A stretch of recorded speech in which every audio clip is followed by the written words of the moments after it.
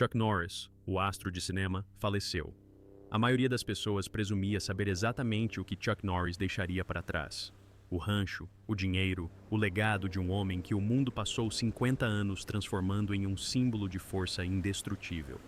Ninguém estava preparado para o que realmente estava escrito no testamento. Escondido atrás da distribuição de bens e das disposições financeiras, em uma sessão que o advogado fora instruído a ler lentamente, palavra por palavra, havia algo que fez seu filho mais velho ir até a janela e ficar lá sem dizer uma palavra. Algo que levou uma capelã de um centro de cuidados paliativos com 19 anos de experiência a dizer que nunca tinha visto nada parecido. Chuck Norris carregava isso há 11 anos dentro de um envelope lacrado. E não tinha nada a ver com dinheiro. Isso é o que mais chamou a atenção. O maior poder de Chuck Norris é a sua integridade. O homem por trás da lenda. Para a maior parte do mundo, Chuck Norris era motivo de piada. O homem que conseguia dividir por zero. Walker, Texas Ranger. O cara em milhões de memes sobre chutes giratórios e o hábito de deixar a barba crescer para esconder um segundo punho. Essas piadas já circulavam há tanto tempo, recicladas em tantas plataformas e por tantos anos, que, em algum lugar no fundo de tudo isso, o ser humano real havia desaparecido completamente. A lenda engoliu o homem, o símbolo substituiu a pessoa. O mundo decidiu que ele era um artista marcial, um ator, um símbolo da força americana indestrutível. E o mundo se apegou a essa história por mais de 5 décadas. Era uma história simples, fácil de repetir. Fácil de estampar em uma camiseta, virou meme e foi compartilhada 10 milhões de vezes. E ninguém perguntou se a pessoa por trás da história tinha algo mais acontecendo em sua vida. Mas sua família tinha uma visão diferente. Para eles, ele era um marido dedicado que estava presente todos os dias. Um pai e avô amoroso que encontrava tempo para si mesmo quando as câmeras estavam desligadas. Um irmão incrível. O centro emocional de uma família que assistiu, às vezes em silêncio, às vezes com dor, enquanto o resto do planeta transformava alguém que conheciam e amavam em uma ideia, em vez de uma pessoa. Essas não são as palavras de uma lenda, são as palavras de um homem.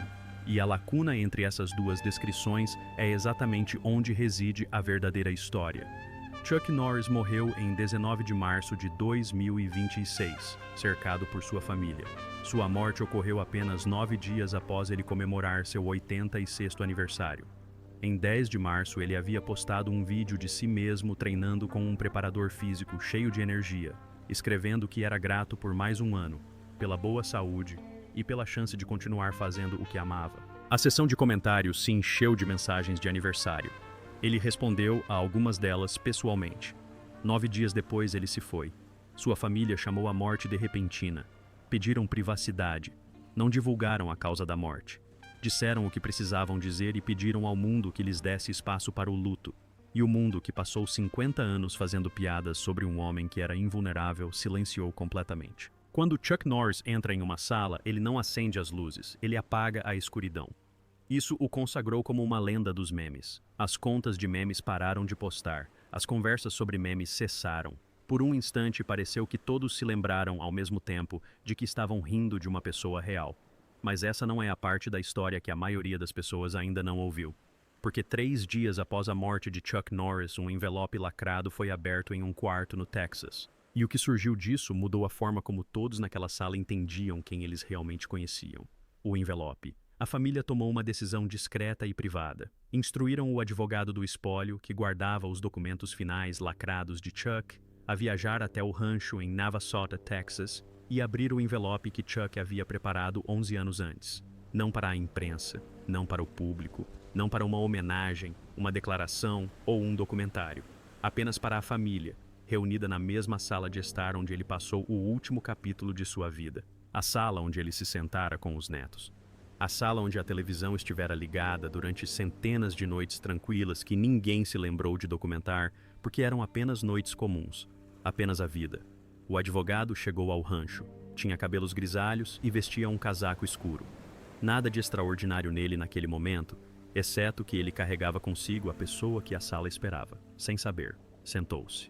Ele colocou o envelope sobre a mesa, disse que estava pronto quando a família estivesse. E então começou a ler. Eis o que ninguém naquela sala esperava.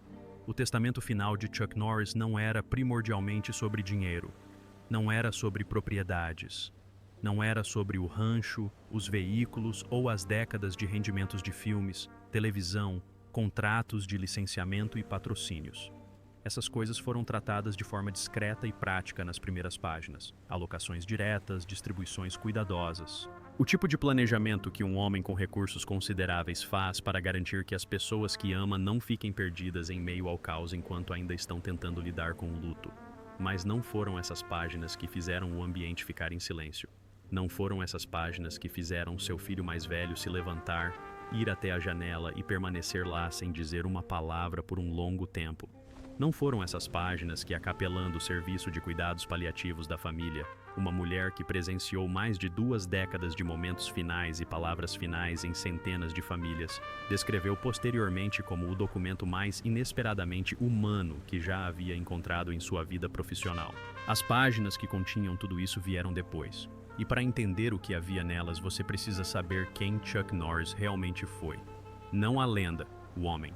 Se este é o tipo de história que você não quer perder e ela toma um rumo inesperado antes do fim, assine agora mesmo e ative as notificações para não perder nada no seu feed. Este é o uniforme de gala do meu irmão. Ele foi morto no Vietnã. Sinto muito. O garoto de Oklahoma. Carlos Ray Norris nasceu em 10 de março de 1940, em Ryan, Oklahoma. Família pobre, pai ausente. Ray Norris era alcoólatra e pouco contribuía em termos de estabilidade ou presença. Sua mãe, Wilma, mantinha a casa unida com pura força de vontade e pouco mais. Em entrevistas décadas depois, muito tempo após a fama ter chegado e a lenda ter se consolidado, Chuck retornava repetidamente àqueles primeiros anos. Ele descreveu sentir-se tímido, sem aptidão para esportes, ignorado. Lembrou-se da vergonha peculiar de crescer em uma casa onde parecia que tudo estava sempre em suspense, à espera do próximo desastre. Ele não nasceu uma lenda. Nasceu um garoto quieto de Oklahoma, que não teve nada de mão beijada e que passou o resto da vida transformando esse nada em algo através da disciplina, da fé e da recusa em desistir. Algo que, visto de fora, parecia invencibilidade, mas que por dentro era muito mais complexo. Ele ingressou na Força Aérea dos Estados Unidos em 1958, sendo designado para a base aérea de Osan, na Coreia do Sul. Adotou o apelido de Chuck e começou a treinar Tang Soo Do.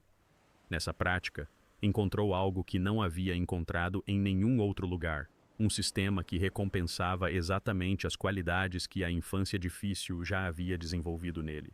A capacidade de absorver dificuldades, a disposição para persistir mesmo quando doía, a recusa em aceitar que uma queda fosse a última coisa que lhe acontecesse.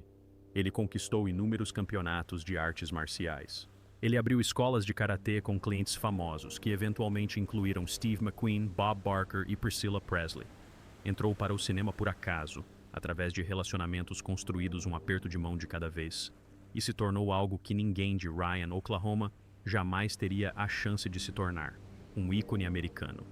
Mas eis a questão sobre ícones. Um ícone é um símbolo, e símbolos não têm vida interior. Símbolos não sentem medo antes de entrar em uma sala. Símbolos não precisam da esposa para acalmá-los antes de um dia difícil. Símbolos não escrevem cartas de amor, as selam em envelopes e as carregam por 11 anos porque têm medo de que as palavras acabem antes que haja tempo para dizê-las. Homens fazem essas coisas. Chuck Norris sempre foi Chuck, mais homem do que ícone. O mundo é que não estava prestando atenção o suficiente para perceber isso. Então, quando entrei para o exército, entrei para a polícia militar com o objetivo de me preparar para a aplicação da lei. O que o advogado leu? O advogado analisou as disposições padrão em um ritmo constante. O rancho, as alocações financeiras, as instruções para doações. E havia muitas delas, muito mais do que a família havia previsto, direcionadas principalmente a Kickstart Kids, a organização que Norris fundou para desenvolver a autoestima e o foco em crianças em situação de risco por meio do treinamento em artes marciais. Aparentemente, ele vinha planejando que esse trabalho continuasse sem ele há anos. As instruções eram detalhadas, específicas, com um nível de financiamento que deixava claro que este não era um projeto de sua propriedade. Era uma missão que precisava sobreviver a ele. Sucessão de liderança, mecanismos de financiamento, diretrizes filosóficas, tudo escrito não em linguagem jurídica, mas no registro de um homem que havia passado muito tempo refletindo sobre o que realmente importava. Só essa sessão levou 20 minutos para ler. E então o advogado fez uma pausa, colocou as páginas sobre a mesa, olhou para a família por um instante. Todos na sala perceberam que suas mãos pararam de se mover antes que percebessem qualquer outra coisa. Ele lhes disse que o que viria a seguir seria diferente, que Chuck havia sido muito claro em suas instruções 11 anos atrás, quando o documento foi elaborado. Ele queria que a próxima sessão fosse lida lentamente. Não queria que ninguém na sala a lesse às pressas. Queria que todos ali presentes a ouvissem de fato. Não como quem ouve linguagem jurídica, mas como quem realmente a ouve. A sala ficou em silêncio de uma forma peculiar. Não o silêncio de pessoas sendo educadas, mas o silêncio de pessoas que acabavam de entender que algo estava prestes a mudar. O que se seguiu não era mais um documento legal, era nas palavras do advogado que o mantivera trancado a 7 chaves por 11 anos, e que admitiu naquele momento ter se perguntado mais de uma vez, ao longo desses anos, o que poderia haver dentro dele, a carta de amor mais cuidadosamente elaborada que já lhe fora confiada. O que ele escreveu para Dina. Chuck escreveu primeiro para Dina, sua esposa por mais de 25 anos, a mulher que estivera ao seu lado durante o último e mais humano capítulo de uma vida que, vista de fora, parecia completamente diferente do que realmente era. Ele escreveu que precisava que as pessoas naquela sala soubessem de algo registrado em um documento legal, em um formato que não pudesse ser suavizado, revisado ou esquecido silenciosamente com o tempo. Disse que tentara dizer algumas dessas coisas em voz alta ao longo dos anos e percebera que as palavras nunca soavam como ele pretendia. Então, ele as estava colocando ali, onde precisavam ser lidas na íntegra. Escreveu que, durante todos os anos de seu casamento, ela fora a razão pela qual ele conseguira encarar o mundo com um mínimo de confiança. Não alguns anos, todos os anos. Ele fazia isso de propósito. Escreveu que cada momento de durão que o público viu, cada entrevista em que parecia inabalável, cada filme em que dava a impressão de que nada no universo poderia tocá-lo, havia sido precedido por uma conversa tranquila com ela. Às vezes longa, às vezes apenas algumas palavras, mas sempre com ela. Escreveu que não era destemido por natureza, que a versão de si mesmo que o mundo havia decidido ser real, a invencível, aquela que não podia ser ferida, era uma atuação muito longa e muito convincente. Uma situação que ele só conseguiu manter porque ela o fez sentir-se seguro o suficiente para fingir. Ele queria que isso ficasse registrado. Queria que fosse dito formalmente, em palavras que não pudessem ser desditas, em um documento que existiria depois que ele se fosse, e que ela pudesse ter em mãos sempre que precisasse se lembrar de que ele sabia exatamente o que ela lhe havia dado. Ele não confiava que os momentos comuns pudessem carregar esse peso. Não confiava em si mesmo para ter dito isso com clareza suficiente, com frequência suficiente em todos os anos que tiveram juntos. Então ele colocou no testamento, colocou no documento que um advogado leria em voz alta em uma sala cheia de familiares, onde não poderia ser suavizado, minimizado ou lembrado pela metade. Ele tornou isso permanente. Ele queria que aquilo ficasse registrado. Ninguém se mexeu. A sala reteve aquela frase. O advogado esperou. Ninguém lhe pediu para continuar por um longo tempo. E eis o que ninguém naquela sala estava preparado para ouvir, porque essa nem foi a parte que os abalou profundamente, a mensagem para as crianças. O testamento de Chuck incluía uma seção dirigida especificamente às crianças e famílias do programa Kickstart Kids. Não ao conselho, não à liderança, não aos doadores, administradores ou às pessoas que dirigiam a organização no dia a dia. As próprias crianças. Ele havia escrito em segunda pessoa, como se estivesse em pé no chão de um ginásio, diante de cada criança que já havia passado por uma daquelas portas sem saber se valia alguma coisa. Ele conhecia aquela sala. Ele a havia projetado. Sabia exatamente como aquelas crianças eram quando chegavam, porque ele havia sido uma delas. Não em um ginásio, mas em uma vida, em uma pequena cidade de Oklahoma, onde a mensagem que recebia todos os dias era que nada nele era particularmente notável. Ele escreveu que fora aquele garoto, que o silêncio e a vergonha de não ter nada e se sentir como ninguém não eram uma fase da sua infância, mas sim a experiência que a definia.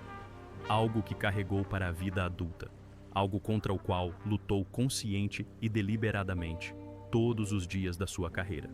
Cada vez que entrava numa sala onde as pessoas esperavam a lenda, ele ainda era lá no fundo o garoto quieto de Ryan de quem ninguém esperava muito. Ele escreveu que cada prancha que já quebrou e cada campeonato que já ganhou, no seu nível mais profundo, não eram uma performance para uma plateia. Era uma mensagem privada para aquela versão dele mesmo em Oklahoma. Você estava enganado sobre si mesmo. Você sempre foi mais do que isso. E veja só, ele escreveu que precisava que cada criança naquele programa entendesse algo que ele mesmo só havia compreendido quando já era quase tarde demais para ser útil. Ele escreveu que elas não estavam atrasadas, elas não estavam quebradas, elas não estavam partindo de uma desvantagem que passaram o resto da vida tentando superar. Eles estavam exatamente onde ele havia começado. Ele escreveu, e o advogado leu isso lentamente, exatamente como Chuck havia instruído, com uma pausa deliberada antes e depois. O cinto não te torna forte, você já era forte. O cinto apenas te dá a prova disso. Ninguém se mexeu. A sala permaneceu em silêncio por um longo tempo. A capelã da família estava sentada no canto mais afastado da sala de estar durante toda a leitura. Uma mulher pequena que estava com eles desde a manhã da morte de Chuck. Silenciosa, constante. O tipo de presença que mantém um ambiente unido sem chamar a atenção para si. Quando a advogada leu essa frase, olhou para as próprias mãos. Seu rosto mudou. Ela passou 19 anos trabalhando com cuidados paliativos. Esteve em centenas de quartos exatamente como aquele. Ouviu últimas palavras, declarações finais e cartas de despedida de todos os tipos imagináveis, de pessoas que estavam preparadas e de pessoas que não estavam, de pessoas que fizeram as pazes com anos de antecedência e de pessoas que ainda lutavam para sobreviver nas últimas horas. Ela contou a um familiar depois que, em 19 anos de trabalho, nunca tinha visto alguém usar seu testamento, aquele documento formal e vinculativo destinado a distribuir os bens materiais de uma vida para escrever uma mensagem de encorajamento para filhos que nunca conheceram e jamais conheceriam. Nenhuma vez em 19 anos. Pense nisso, ele tinha 31 páginas para distribuir tudo o que uma vida inteira de trabalho havia produzido, e as usou para escrever uma carta de amor para a esposa, depois uma mensagem para estranhos em uma academia, e então é aqui que o documento faz algo para o qual ninguém naquela sala tinha qualquer estrutura. Os 9 nomes. Entre os papéis dentro do envelope lacrado, havia um único cartão que não fazia parte do testamento oficial. Não estava anexado a nenhuma seção, não tinha data, nem etiqueta ou categoria. Escrito com a caligrafia de Chuck, em tinta preta, a mesma caligrafia cuidadosa que havia produzido a carta para Gina e o endereço para as crianças. Sem saudação, sem cabeçalho, sem explicação. Apenas uma lista de 9 nomes, não familiares, não colegas de profissão, nem ex-colegas de elenco, nem ninguém do mundo das artes marciais, do cinema ou do trabalho beneficente. 9 nomes que ninguém naquela sala reconheceu. Nenhum deles. O advogado, um homem que administrou os documentos do espólio de Chuck por mais de uma década e que se encontrou com ele pessoalmente em diversas ocasiões durante esses anos, disse que Chuck nunca mencionou nenhum daqueles nomes em sua presença. Nem uma única vez, nem casualmente, nem de passagem, nem em qualquer contexto. Eles não foram mencionados em nenhum outro lugar do testamento. Nenhuma instrução anexada a eles, nenhum legado, nenhuma orientação sobre o que a família deveria fazer com o cartão, nenhuma pista sobre quem eram essas pessoas ou o que elas representavam. Eis o que torna tudo ainda mais estranho. Um dos 9 nomes era tão incomum que a família contratou um pesquisador particular para rastreá-lo. Um nome que não aparecia em nenhuma conexão óbvia com a vida profissional conhecida de Chuck, suas instituições de caridade, seu serviço militar ou seu círculo público ao longo de mais de 60 anos de vida pública. A busca não trouxe nenhum resultado. 2 advogados, um pesquisador e várias pessoas que conheciam Chuck há décadas analisaram o nome e não encontraram nada. A família passou o dia inteiro pela sala, um por um. Ninguém conseguiu se lembrar de nenhum nome da lista.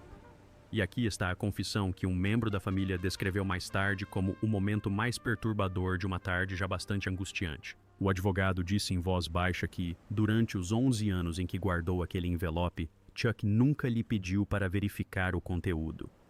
Nunca pediu para acrescentar nada. Nunca deu qualquer indício, em nenhuma conversa, de que havia algo dentro dele além das disposições legais padrão.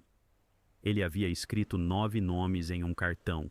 colocado-o dentro de um envelope lacrado, deixado trancado por 11 anos e decidido, por razões que preferiu não compartilhar com ninguém, que aqueles nomes precisavam sobreviver a ele. Todas as tentativas da família para identificar essas 9 pessoas foram infrutíferas até o momento. Eles não desistiram de procurar. Como ele mesmo disse certa vez, no fim, todos nós somos histórias. E a história de Chuck é uma que continuaremos a contar por gerações. O que o mito ocultou por décadas, toda a cultura construiu em torno de Chuck Norris, uma mitologia que sempre foi, em sua essência, sobre invencibilidade. Ele não podia ser ferido, ele não podia ser parado, ele não sentia dor, medo ou dúvida. Ele existia em uma categoria acima da experiência humana comum, e as piadas, que pareciam inofensivas e muitas vezes eram, reforçavam essa mitologia cada vez que circulavam por um novo canto da internet, e eram compartilhadas por alguém que nunca havia parado para pensar na pessoa real por trás da piada. Essa mitologia era tão estridente e tão persistentemente engraçada que abafou algo verdadeiro que estava por baixo dela, algo que um envelope lacrado e 31 páginas de linguagem jurídica cuidadosamente elaborada finalmente tornaram impossível de ignorar. Eis o que ninguém esperava quando aquele envelope finalmente se abriu. O homem que o mundo transformou em um símbolo de força inabalável passou os últimos anos de sua vida aparentemente refletindo profundamente sobre algo muito mais tranquilo. Sobre o garoto tímido de Oklahoma que ele nunca deixou de ser. Sobre as crianças nas quadras de ginásio por todo o Texas que se sentiam exatamente como ele se sentiu um dia. Ignoradas, inseguras, ainda sem ter certeza se a força já existia antes mesmo de alguém lhes dar provas. Sobre sua esposa, que tornou tudo isso possível sem nunca receber o devido reconhecimento.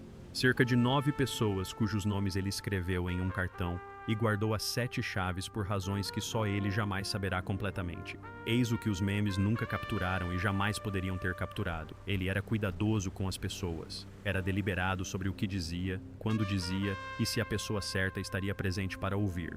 Ele havia pensado no legado que queria deixar, não em termos de dinheiro, bens ou influência pública, mas em termos do que as pessoas específicas em sua vida precisavam ouvir dele e que talvez não tivessem compreendido com clareza suficiente enquanto ele ainda era capaz de se expressar.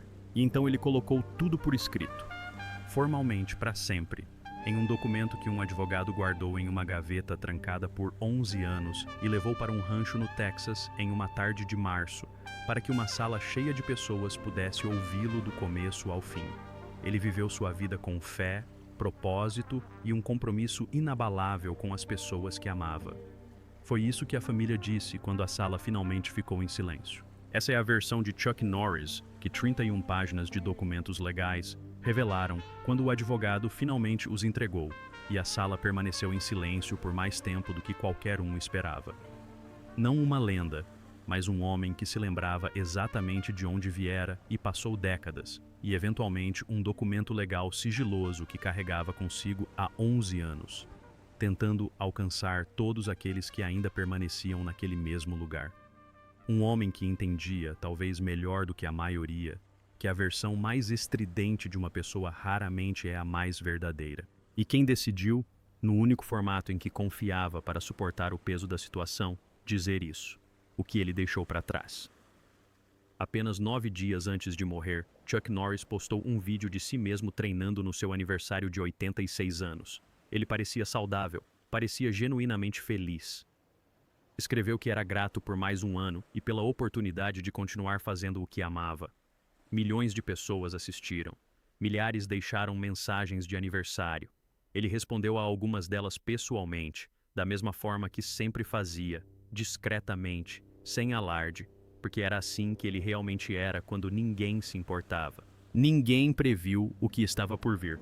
Nem mesmo as pessoas mais próximas a ele. Não podemos escolher quando o envelope será aberto. Nenhum de nós escolhe. Só podemos escolher o que colocamos dentro dele enquanto ainda temos tempo.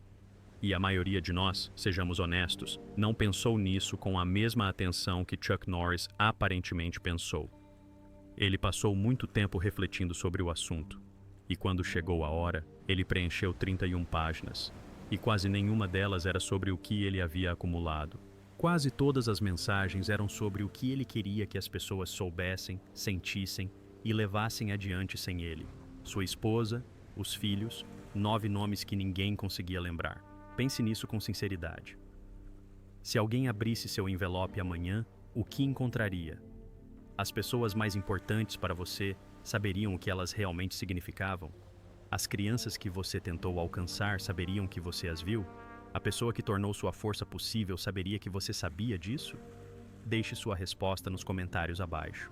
Se histórias como esta são importantes para você, daquelas que nunca chegam à página principal, mas provavelmente deveriam, inscreva-se e ative as notificações. Continuaremos buscando-as.